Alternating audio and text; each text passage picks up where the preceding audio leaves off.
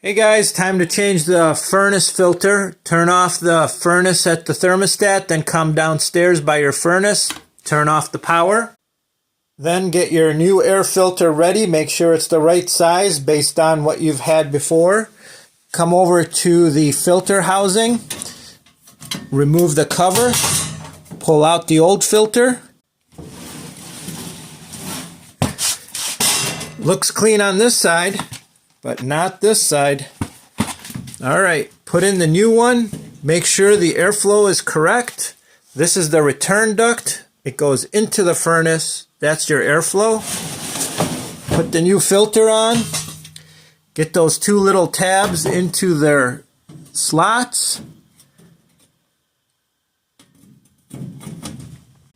Then tighten the screw and turn on the furnace.